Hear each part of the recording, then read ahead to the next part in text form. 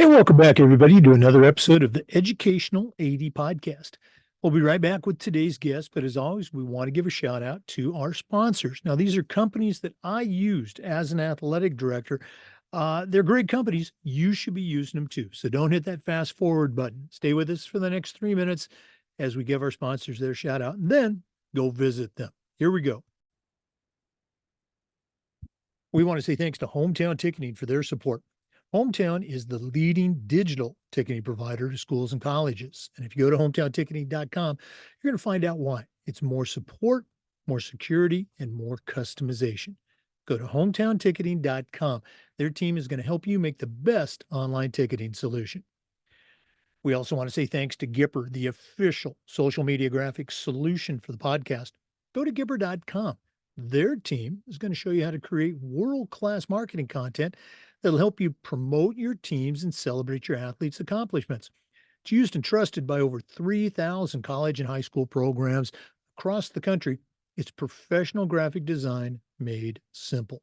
Go to Gipper.com. Start creating world-class content for your school. We also want to thank Sideline Interactive, indoor score tables and video boards. Go to sidelineinteractive.com and you can schedule a live web demo, see their scoreboards and their score tables in action. Their products not only generate income for your department, they also create the ultimate game day experience for your student athletes. That's sidelineinteractive.com. We want to thank our friends at Home Campus. Home Campus is the exclusive high school and state association management platform for us. It's also your one-stop for things like scheduling, student athlete eligibility and clearance. Who doesn't use that every single day? Communicating with parents, your state association, submitting rosters. If you're an AD, Home Campus is going to help you do your job better. And all you have to do is go to homecampus.com. That's homecampus.com. We want to thank Snap Raise for their support. Have you ever spent weeks and weeks with a fundraiser and then got little, if any, return? Stop right here. Go to snapraise.com. Hands down, the best online fundraiser out there. And if you go to snapraise.com, you can check out their other platforms like Snap Manage and Snap Store. But really, SnapRaise is the fundraiser you should be using. Go to snapraise.com to get started. We want to say thanks to Huddle. Go to huddle.com and change the way you see the game. As a football coach, I used Huddle for years, but when I became an athletic director, I made sure that our school was a Huddle school, and our coaches just loved the tools that Huddle provided that let them coach our kids up to their highest level. Go to huddle.com and join the 8 million users. Turn your school into a Huddle school. We also want to thank Vital Signs Wall of Fame. Go to their website, vitalsignswalloffame.com. Check out their interactive touchscreen. That's right, touchscreen video consoles. It's a great way to show off your school record boards for all the teams, for all the sports, or your school's Hall of Fame, or simply share your school's diverse history and your proudest moments. Go to vitalsignswalloffame.com to get started. And we want to thank Athletic Surveys by LifeTrack. You've never used a survey to take the pulse of your parents, your student athletes, or your coaches, you're really missing out. Athletic Surveys is going to connect you to the complainers, the people that want to gripe about everything, but it's also going to connect you to the 98% of your families and your kids that support your program. And that's tremendously valuable information to have, especially when you're talking with a frustrated parent or maybe your principal or your school board. Go to athleticsurveys.com to get started. That's athleticsurveys.com. Welcome back, everybody, to another episode of the Educational AD Podcast. We're going to Ohio today. We're going to be visiting with Andrea Mata. She's a ton of things. She's a psychologist. She's an author. She's a speaker on a national scale. She also she's going to share this with us. She's on the sidelines of her local high school football team, and she's the founder of an organization called BrightSpot Families, and she's going to share all that. But Andrea Mata, welcome to the Educational AD Podcast. Hello, hello, Jake. Thanks for having me. I'm excited. Well, you and I talked, we connected on LinkedIn, which is a great place to get Mhm. connected. And I just thought that some of the things that you are doing would really resonate with our listeners, particularly in, let's say, building better relationships with parents. But Mhm. we always like to let our listeners have a chance to get to know our guests. So tell us a little bit about yourself, where you were born, where you grew up, maybe take us up through your own high school and college days, and then we'll take a break and hear more. But what's the Andrea Mata origin story? The origin story was I was born and raised on the south side of Chicago in a gang infested territory, where I remember my senior year of high school, someone was shot and killed like a block from my house, all because he was wearing baby blue. Crazy. And so, but I think one of the things that really saved me, one, was that I am the daughter of a Mexican immigrant. And so that family community was really tight.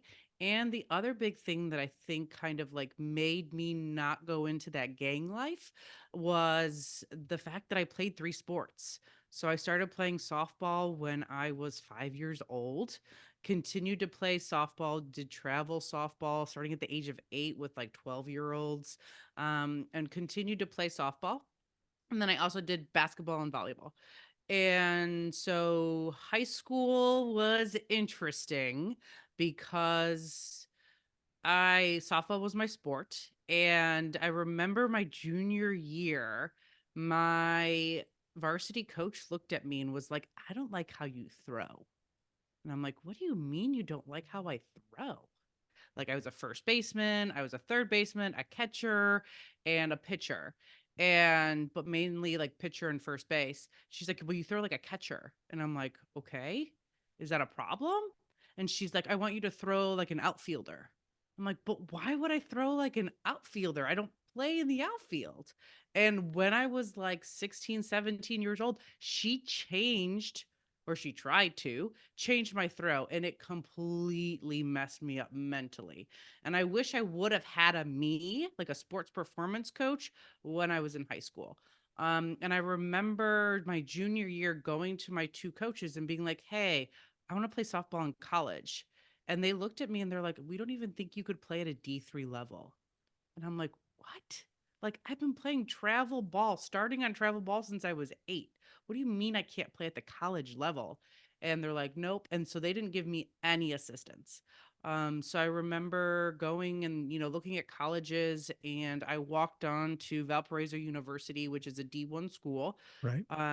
I started, there, I started doing fall ball, and 4 weeks of fall ball, our coach and our assistant coach didn't pick up a batter or ball. And they just sat behind the backstop and criticized us the whole time. And I was like, you know what? I'm out. Like, I can't do this for another 4 years. And it was funny because then I quit like a few weeks later, and the team did a walkout that spring because the coach, they just could not vibe with the coach. And so earned my PhD in clinical child psychology with an emphasis in treating antisocial and aggressive teenagers and youth. But then I also really researched sports, youth sports, and the impact on development. And so now I am a practicing clinical child psychologist. And then, like, as you said, I am on the sidelines every Friday night with 83 stinky boys. And I absolutely love it. Wow. Well, we're going to get into some of those things. I want to go back to your high school experience. Now, you mentioned Chicago. I guess I'll say my vision. I won't say a lot of people, but my vision of a Chicago inner city high school is, one big imposing building. What were your softball facilities like? Did you have fields that were adjacent or on school campus, or did you have to travel to go to practice and play games? So, like, we were on, because I was on the southern side. We had, I mean, our school was 1,600 people. We had our own softball facility, and it was, I mean, it was a night. We had a field. It was well kept. Actually, we had two fields, like the sophomore freshman field and then our varsity field. And so, like, we had lots of resources to us. But yeah, our coach just was not. There's just something, and it was really interesting because she was also my like the assistant basketball coach, and we didn't have a problem there. It was just she wanted to change my throw. It didn't work out, and I can tell all about the psychology about why it didn't work out. I wish I would have known that then. Right. Probably would have helped me. Um, but yeah, so it was I was still, and it was funny because like then my travel coaches would come to games and they're like, "Why is Mata sitting on the bench?" And they were perplexed, and we're like, we don't know. Like it's just good. You're gonna have to get through these 2 years." And I almost like went to track and field my senior year, um, but I decided to stay with it. And then they turned me into an outfielder. That was the craziest thing. They like moved me from being like the ace pitcher, and they're like, "We're gonna put you in left field," and I'm like, why are you putting me in left field? But like they also had put our best shortstop in center field and our best second baseman in right field. So like all of our best infielders were in the outfield. Now, I was not gifted at all in baseball from little league up. That's why I ended up doing track in high school and college. But Hmm. I've always heard that in softball and baseball, you want to be strong up the middle. You know, your catcher, your pitcher, your shortstop. So anyway, we'll talk sometimes about when you're in high school, when you're in college, that sometimes there are significant moments that end up Hmm. impacting you later. You already shared a couple of those, and it just underlines that anybody can inspire or be a mentor, some Hmm. through their negative actions. So, wow, appreciate you sharing that. Um, as you were going through your college years at Valpo, your undergrad years, was there a moment where you said, well, hey, maybe I'll try basketball or maybe I'll do another sport collegiately, or were you just at that point you were done with it? So interesting fact. So after they got the new softball coach, I was like, maybe I'll go back. And my best friend, who was a volleyball player, her boyfriend, who was a football player, looked at me and was like, do you want me just to throw like balls at your face? He's like, don't go back. He's like, it's not worth it. But then it was interesting, like senior year, the swimming team. So I was a lifeguard for 5 years. And so I could swim, and so the swimming team also experienced a change in coaches.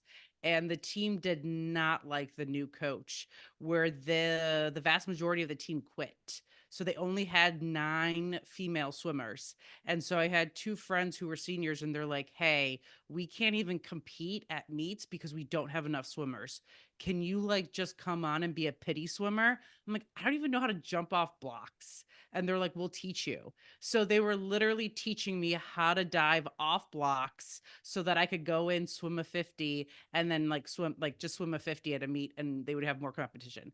And then it turned out like the one time I could compete in a meet, I had an interview for a PhD program. So I was like, yeah, I'm not going to this meet over my interview not happening. So that could have been your moment, your It, D1 glory moment there. I think you probably did okay. yeah, I Uh, think, yeah, I think I made the right choice. Uh, Hey, for our listeners, we're visiting today with Dr. Andrea Mata. She's a psychologist, she's an author, she's the founder of BrightSpot Families, and also a mental performance coach. We're going to take our first break, but we're definitely coming back with some more. So stay with us. This is the Educational AD Podcast. We want to say thank you to Hometown Ticketing for their support of the podcast. Go to hometownticketing.com. They're the leading digital ticketing provider to schools and colleges. And if you talk to their team, they're going to show you how you can set up and sell tickets online for not just athletic events, but things like school plays, concerts, school dances, even graduation. And here's the best part: every school gets assigned a dedicated client success manager that's going to provide you hands on support every step of the way. That's every step of the way. Go to hometownticketing.com to get started. It's digital ticketing that offers more. We also want to thank Gipper. Gipper is the official social media graphics solution for the podcast. And if you go to Gipper.com, their team is going to help you create world class marketing content for your school's social media channel. It's going to help you promote your programs and celebrate your athletes' accomplishments. Gipper's used and trusted by over 3,000 athletic programs across the country. It's professional graphic design made simple. How simple? Well, it's so simple, even I can use it. Go to Gipper.com to get started. Hey, welcome back, everybody, to the Educational AD Podcast. Once again, our guest is Dr. Andrea Mata. Doc, you kind of gave some broad brushstrokes there. Post college, you got your PhD. Take our listeners through that journey. In the athletic director world, people graduate from college. Sometimes they go into teaching and coaching before they become an AD, and it's a journey. So, share a little bit about the journey that's brought you to where you are now. Yeah, so I went to Kent State University here in Ohio and earned my clinical PhD. So that was a 6-year total program, 5 years where I was doing coursework and seeing clients under training and supervision and doing a lot of research on the effects of youth sports on development and really kind of diving into that. And it was interesting. My mentor, Dr. Manfred Van Doelman, looked at me at one point. He's like, "You should have just become a sports psychologist." And I was like, "What is that?" And he's like, "It's this whole thing, like more and more like NFL teams and MLB teams and NBA teams, like they're going to start looking into wanting more people within like that can like assess athletes." And I was like, that seems kind of voodoo. Because it was back in like mid 2000s, like 2007 or so. And I was like, no. And then I went to Boys Town in Omaha, Nebraska, and did my internship with the most antisocial and aggressive youth in the nation, which I absolutely love doing therapy with them. And then from there, I took a position of professor position at the University of Findlay, and I was there for 9 years. And one of the secondary roles I had there was that every NCAA institution has to have a faculty athletics representative. So the liaison between athletics and academics to try to keep the peace between the two. And so I started that actually like in my second year, probably like my third year, I took it over completely. And so I started working with a lot of teams. They're like, "Oh, well, psychology behind stuff. Can you come and do the disc with the team?" And I was like, sure. And they're like, "Hey, can you, like our football team, they were like, "Hey, can you give us a talk on substance use?" And I was like, yeah. And the effects that we saw of that substance use talk, we went from having like 10 of our guys having severe negative consequences of their substance use to like one over the course of like 2 years. And we're like, okay, like this talk actually helps our football players. And during that time, one of our assistant coaches, Stephen Adams, he was the assistant coach, and we, built a relationship over the years. And then I was still at the university in like February of 2021, and he was named the head coach at Findlay High School. And all of a sudden, he messages me and he's like, "Hey, we need to meet." And I'm like, "Okay."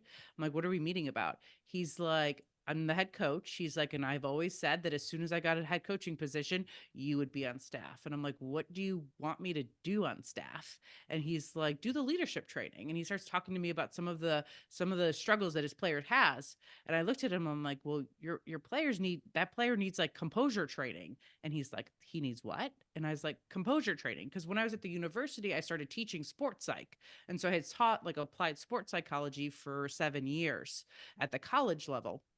And so he was like, "You know what? I'm just going to hand that over to you and you do your thing." And I was like, "All right."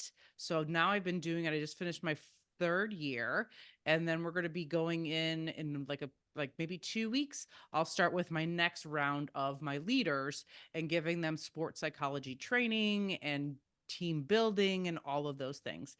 And so then on Friday nights, I'm along with the team, and that development has been so interesting because it's like people didn't really know what I did in the second year, But then in the third year, you have the coaches coming up, all the coaches, and they're like all coming up to me and being like, we need you. And I'm like, that's awesome. And then like now we have like players, like I'll be on the sideline. All of a sudden, like players are coming up to me and they're grabbing my arms and they're like, he needs you. And they're like pushing me off to wherever they're at. And I'm like, oh my goodness, like, okay, everyone is bought in. And so it was just a really rewarding experience, especially now that we're seeing more and more NCAA institutions getting more and more sports psychologists, because I think people are starting to realize the impact of mental performance and mental health, for our athletes. And not only that, coaches. Like I've started to see some coaches as well, like doing individual sports performance, mental health like coaching with coaches of D1 programs. And they're like, yeah, you need to go talk to her. And I'm like, I'll take it. Well, that firsthand referral has got to be rewarding. We're going Hmm. to talk about that in our next segment. I want to go back to your Boys Town experience. That had to be, I guess, equal parts, maybe, terrifying and, as you said, rewarding to work with that particular group. Anything you can share from that experience? Well, the interesting thing was that most people think Boys Town is only for boys, but there's actually girls there. And so I had predominantly worked with boys, and I'm like, for some reason, I'm really effective with like teenage, antisocial, and aggressive teenage boys. But when I walked in, my like clinical director was like, "Hey, we're not giving you boys for a year," and I was like, "What?" And they're like, "You're gonna have girls," and I was like, no thanks, pass. And they're like, "No, you get the girls for a year," and I was like, I don't want to do therapy with girls for a year. Like, that sounds terrible and awful. And luckily, they gave me the antisocial and aggressive teenage girls compared to the drama girls. So I always joke and say within 1 week, a quarter of my caseload had punched someone or something in that week. And I was like, I'll take them. Like, I don't want all the drama girls. Just give me all the people that are punching people. Those are my girls. So, what was something, again, this was early in your career, and we hopefully we're lifelong learners. We're continuing to learn. But what's something that maybe you picked up kind of an aha moment in that experience that you're still using today, and maybe in a different fashion with the clients you work with? I think the biggest thing that I learned that year was the really big difference between like girls and boys. Because I was raised with three older brothers, like I tend to be more sarcastic. And so with like teenage girls, even those antisocial and aggressive ones, you can't be as sarcastic. You have to be a little bit like more warm and fuzzy. But then like when you're working with the guys, that's when I can like totally like poke at them and be sarcastic, and they're like, "Wait." And they're like, "Okay, now like I think that's the biggest thing I learned is like having to learn when I can be sarcastic versus when I can't be sarcastic." Okay. No, and that makes perfect sense. Um, I'm excited for our next segment. We're going to take another break. Once again, for listeners, our guest today is Dr. Andrea Mata. She's an author, she's a speaker, she's a clinical psychologist, and a sports performance pro. Let's take that break, but we are coming back with some more. This is the Educational AD Podcast. We also want to say thanks to our good friends at Sideline Interactive, indoor score tables and video boards. Go to sidelineinteractive.com. You can schedule a live web demo to see their score tables and their scoreboards in action. Probably one of the best purchases I ever made as an AD was our Sideline Interactive indoor score table. Of course, we use it for home games, but we also use it for pep rallies, for signing ceremonies. It's tremendously versatile, and their customer service is just outstanding. Go to sidelineinteractive.com for more information. That's sidelineinteractive.com. We'd like to thank our friends at Home Campus. If you're an athletic director, Home Campus is something you're going to use every single day. I used it for things like scheduling, for student athlete eligibility and clearance. Who doesn't work on that every single day? Submitting rosters, digital forms and signatures, connecting with parents, with your state association, with other coaches. If you do it as an AD, Home Campus is going to help you do it better. And to get started, all you have to do is go to homecampus.com. That's homecampus.com. We also want to thank Snap Raise. It's part of the Snap Mobile family, but have you ever spent weeks and weeks with a fundraiser and ended up with very little to show for it? Stop right here. Go to snapraise.com. Hands down, the best online fundraising platform out there. We used it at our school with tremendous success. Our coaches loved it, our parents loved it, our finance office loved it because it works. Go to snapraise.com. You can check out their other platforms like Snap Manage and Snap Store, but Snap Raise is where you want to be. That's snapraise.com. Hey, welcome back, everybody. Once again, our guest today is Dr. Andrea Mata, the founder of BrightSpot Families. Now, Dr. Mata, you and I talked a little bit before we started recording, and I told you how the last couple of years, it's really been, kind of an intentional movement by our national organization and our states for athletic directors to begin partnering more with parents rather than Mhm. just say, hey, you stay in your lane like it was when I was in high school 100 years ago. So share with our listeners a little bit about, what Bright Spot Families is and how it can relate to them as an athletic director and, in their challenges in working with parents. So I think BrightSpot Families is my company that where the mission is to fortify families. And the thing about when I say families, it doesn't necessarily mean just like your family, but it could also be sports teams. And so how we fortify families or sports teams is through teaching individual coping skills or mental skills, relationship skills, and parenting skills. And when I talk about parenting skills in the sports arena, it's not so much parenting, it's more coaching, because what is coaching? It's essentially just the same skills as parenting. And so a lot of the time, so I teach those three skills in workshop form, just so that we have more well-rounded athletes and coaches, because I think one of the biggest things that I've seen working with some of these division 1 coaches that I work with is that they tend to be the ones that are forgotten about. Like, they're everyone's always talking about, student athlete mental health, and we need to give them more skills and all of those things, but no one's really talking about the coach's mental health. And so that's one thing that I've kind of done a little bit more on is and would be interested in more coaches, like coaching more coaches on mental skills and mental health kind of stuff. And so that's pretty much what Bright Spot, like, we do workshops, I do sports performance coaching out of there. It's just anything that can fall under that individual coping skills, relationship skills, because a lot of, you know, relationships, at least for me, is like everything. I remember when we were at the university, we were hiring an AD, and I was like the chair of the hiring committee, and I was like, I just want a relational AD. Can you just give me a relational AD? Like, that's what I want. Because I think relationships are uber important for, whether you're on a sports team or anything like that.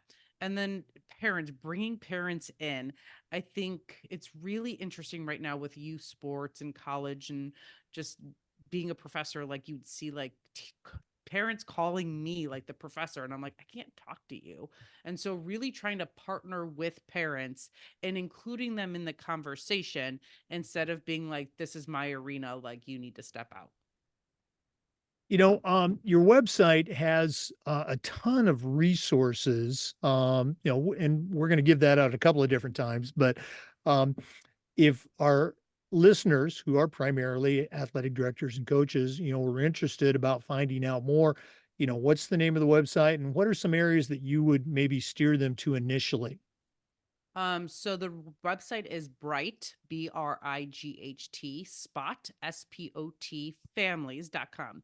And I think the biggest resource for athletic directors is I have a whole document that's tailored towards college student athletes and their mental health. And it's tailored more for like parents, but I think ADs can also use it. And it's like, what are the resources that collegiate student athletes need? And so I have like a whole like diagram that you can, and questions that parents and athletic directors can be asking to have more resources for their student athletes mental health. I think that's probably the resource on the website that's the most helpful, Okay. other than coaching, but you'd have to We're- contact me for that. Right. And, we also want to mention to our listeners that you're also available for speaking, either Mhm. virtually or in person. So, again, we'll give that website out again at the end of the podcast. Let's go and take a quick break. But when we come back, I'm going to, put Dr. Mata on the spot, ask her to share some, let's call them success stories Mhm. with teams, with individual athletes, and with parents and athletic directors that she's worked with through BrightSpot. So let's take that break, but we're definitely coming back. This is the Educational AD Podcast. We want to say thanks to our good friends at Huddle. Go to huddle.com and change the way you see the game. As a football coach, I used Huddle for years, but when I became an athletic director, I made sure that our school was a Huddle school. And our coaches, all of our coaches, basketball, volleyball, soccer coaches, they all loved the tools that Huddle provided that allowed them to coach our kids up to their highest level. Go to huddle.com, join the 8 million users, and turn your school into a Huddle school. We'd also like to thank Vital Signs Wall of Fame. Go to their website, vitalsignswalloffame.com, and check out their interactive touchscreen video consoles. It's a great way to show off your school record boards for all the teams, for all the events, or your school's Hall of Fame. You can also simply share your school's story, highlight your proudest moments, and talk about your top role models. You'll find it all at vitalsignswalloffame.com. Mention the podcast, you'll get a nice discount. That's vitalsignswalloffame.com.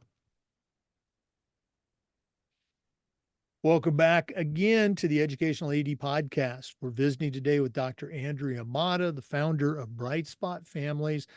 She's also a sports performance mental coach, works with athletes, with coaches, with ADs, and with parents. Um, Dr. Mata, can you share with our listeners again just some examples? Obviously, we're not going to use names or schools or that sort of thing, but what are some ways that you've helped, let's say, a student athlete, maybe a coach, and those parents that can sometimes, challenge an athletic director? What are some success stories that we can learn from? Yeah, so I will start with an athlete.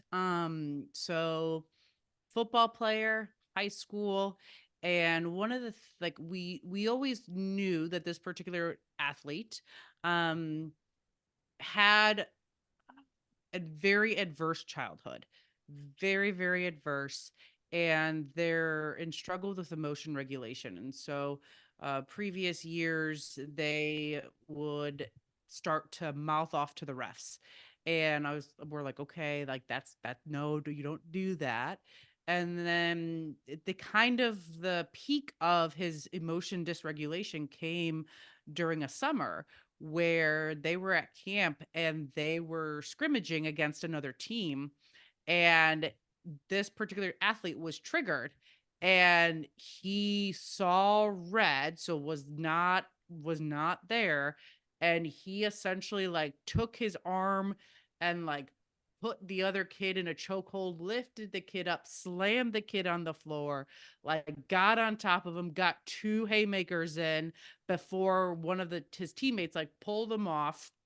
And then the head coach had gone up to him and was like, grabbed him by the face mask and was like, "What are you doing?" And they're like, "Hey, we need you to like go help."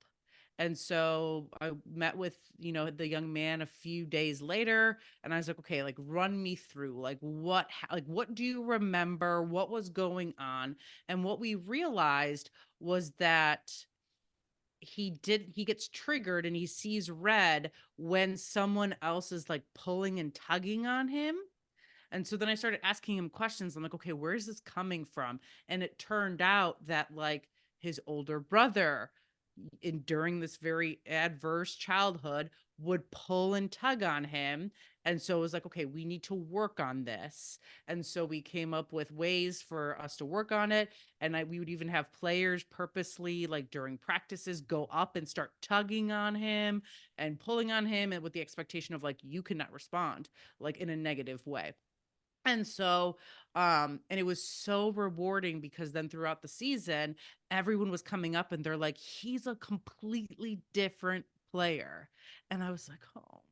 And then at the end of the season, the player came up and gave me like this huge hug and was like, you are the most influential person in my life, because like, he's like, you believed in me. He's like, you didn't think I was a bad kid because I did this thing. He's like, and you helped me figure it out. Because one of the things, I looked at him, I'm like, look, if we don't get this figured out now, like my concern is that your girlfriend in the future or your wife or a kid in the future is going to pull and be tugging on you, or not in some other kind of way, and you're going to see red, and then it's game over.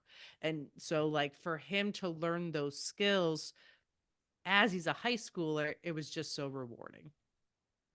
Oh, absolutely. And again, that can happen in sports or just, going down the hallway. Somebody Hmm. might, instead of saying, "Hey, Billy," reach out Hmm. and tug on the sweatshirt or something. So, yeah, great story. Okay. Hmm. How about working with a coach?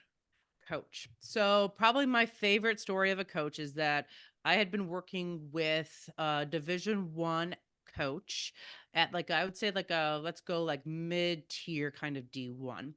And they were struggling because they were frustrated because they didn't feel supported by their administration, and they wanted to go Power 5, and they thought that they had been at the school too long, and they wish they could have gone to, they would have stayed at their previous institution because they felt more supported. And the coach was just beside themselves, and so we started meeting on a weekly basis, and we were having conversations, and we did a lot of sports performance coaching, like control what you can control, and like, okay, let's talk about this. How do you talk with your athletes? Okay, you're saying this to your athletes, this is how they're actually hearing you, this is what I need you to say instead. And he was like, what? And so then it was so rewarding. I had worked with him for about a year, and then he actually just moved to a Power 5 recently. And so like that was his big goal. He's like, I want to go Power 5.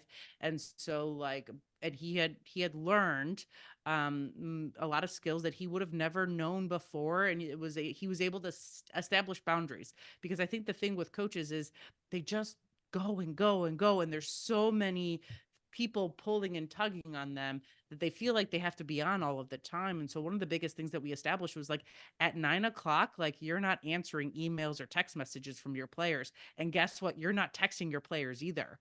And you're not texting your players until 7 a.m. And he was like, what? And I'm like, your players need a break. And then like the relationships between him and his players became so significant. And then he's currently at a Power 5. Wow, that's great. Okay. So it's always cool when you can see those tangible Mhm. results. All right, let's go and wrap this segment up about working with a parent or maybe parents, because that's kind of what sparked our conversation. What can you share with our listeners on maybe some tips what they can do? Yeah. So this particular parent, so I was actually in my second year of doing kind of what I do on the sidelines with a high school team. And we have a 4-star quarterback. And I hadn't really worked with him yet, but I had worked with his older brother.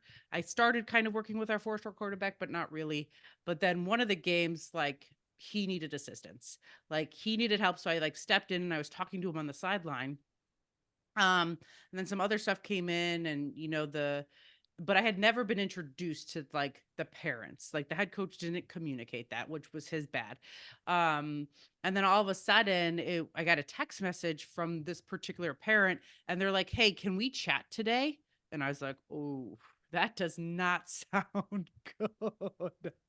And so I was like, yeah. So we chatted, and they're like, well, we just want to know, why is there a clinical child psychologist on the sidelines with our sons? And I'm like, well, I'm not acting as a clinical child psychologist on the sidelines. I'm providing sports performance coaching. And so it was a lot of like educating this parent on like what is it that I do, because at that point this particular parent, and she was speaking for other parents, they thought that the coach was making mental health decisions for their sons, and they were not okay with that, because all they were like, well, why is a clinical child psychologist on the sidelines? And I was like, no, I'm providing sports performance coaching. And so we educated them on what that is and talked with them about it, and then we just made sure that, like, okay, we have to communicate this better of what I am doing on the sidelines. Cause that's the other thing. Like, you have a female on the sidelines with your high school football team. I stand out like a sore thumb. Like, I'm literally the only woman on the sidelines other than the two water girls. And so it's not like I can like cover up and, whatever. And so and then this last year, when we were thinking about, okay, like what are the next steps for our quarterbacks mental skills training, um I was like, okay, let me talk. And I reached out to the parent and I was like, hey, I'd like to pick your brain on this. And so we spent 45 minutes talking about, okay, what are you all seeing? What am I seeing? Okay, let's come up with this plan together and get the parents bought in, instead of dictating what I thought their child needed. And then they were bought in completely. Cause then there was like a time where their son like needed something, and they didn't go to any other coach. They just came to me and they're like, here, give this to him. And I'm like, okay. I'm like, I'm in. Yeah, and again, you and I talked about this, the importance of communicating to all the stakeholders, to everyone Mm-hmm. involved, and it's sometimes it's not just one time, it's multiple times at all levels, coaches, AD, et cetera. You want everybody dialed in. Great lesson for all of us, and thanks again for sharing. This has been cool spending some time with you. I knew you'd be a good fit for our listeners, but we're not done yet. We always wrap up with what we call the athletic director's toolbox. Now, you're not an athletic director, but you certainly know your way around the world of sports. So, we're going to take our final break and hear from Athletic Surveys, who sponsored this segment. When we come back, I'm going to challenge you to send out a brand new athletic director or a brand new leader, but I'm only going to let you put 3 tools in their toolbox. So let's take that last break. And when we come back, we're going to find out what Dr. Andrea Mata is going to put into her new athletic director toolbox. Please stay with us. We want to thank Athletic Surveys for sponsoring the toolbox segment of the podcast. If you've never used a survey to take the pulse of your parents or your student athletes, you're really missing out. Athletic surveys will connect you to the parents that you already hear from, the complainers, the ones that want to gripe about everything. But they're also going to connect you to the 98% that support your program. And that information is a tremendously valuable tool to have when you're talking with a frustrated parent or a student athlete, or maybe even your principal or your school board. Go to athleticsurveys.com. They're going to create that custom survey that'll let you take the pulse of your parents and your student athletes. That's athleticsurveys.com. Well, it's that time of the podcast. We have been visiting today with Dr. Andrea Mata. She's out of Ohio. She's the founder of BrightSpot Families. She's a sport performance consultant, psychologist. And right now, I'm going to challenge her to send out a brand new AD on their very first job, but I'm only going to let her put 3 things in the toolbox. So, Dr. Mata, what 3 items are going to go into your new athletic director toolbox? I think the first thing is like really leaning into what I call relational leadership. So, like establishing high quality relationships with your coaches, with your student athletes, and with your parents. In I always talk about when it comes to relationships, like your ratio. So you should have 5 positive interactions to every 1 negative interaction. That for coaches, for ADs, all of those things. Because if you have that 5 positive to 1 negative, it's going to lead to better relationships. So I think that's my first toolbox.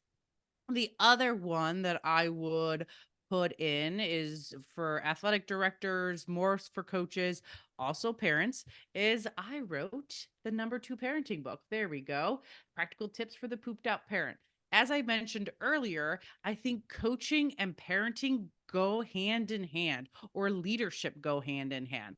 The same skills that you use as a parent are the same skills that you're going to use as an athletic director or as a coach. And so I think even though they are parenting examples, I think the skills are still the same. And the greatest thing is you can read each of them in the time that it takes you to poop. So that's great.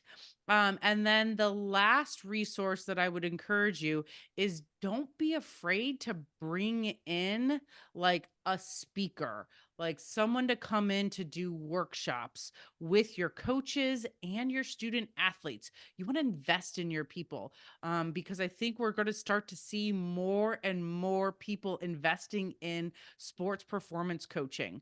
And so I, because whenever I'm in like the therapy room, and I've had a few football players, and they're like, wait, you're on staff for the football team? And I was like, yeah. They're like, they like pay you to come in and work with the football players? And I was like, yes. And they're like, we want that. And you're starting to see more and more, especially colleges, and some high schools are now starting to do this because they're seeing the importance of it. And so can you bring in someone to provide your coaches and your student athletes with those mental skills? And you can, I mean, it, you can find people would invest, people would be willing to throw some money into the mix, to bring that kind of resource to their athletes. No, absolutely, and, we talk about it a lot, that, and it's a cliche, but it's a cliche because it's true. The kids, they don't care how much you know until they know how much you care, Hmm. and it's building those relationships and with kids and as an AD with your coaching staff, and then for all of us, building those relationships with parents, just Hmm. so vital, and, the book, I love that book plug, we're gonna have to add that to my list. Dr. Mata, thanks again for sharing with our listeners today. And one more time, if one of them wanted to reach out, add you to their network, or just you pick your brain a little bit more, what's the best way that they can get a hold of you? I think the best way is probably through email. So it's Andrea, Andrea, at brightspotfamilies.com. Okay, there you go. And that's the website. Make sure you check out both, and give a plug for that book. I love the title. Okay, Number two parenting book, Practical Pooped Out Parent. I love it. Okay. Dr. Mata, thanks again for sharing. All the best moving forward. And we're going to have to get you back on the podcast later this spring to catch up. Yeah, sounds great. Love to be on. Hey, for our listeners, we appreciate you listening. And just a reminder, we upload these Zoom recordings to the Educational Lady Podcast YouTube channel. We do this just about every day with new content. So come back next time for more great interviews and best practices on the Educational AD Podcast. We'll see you next time.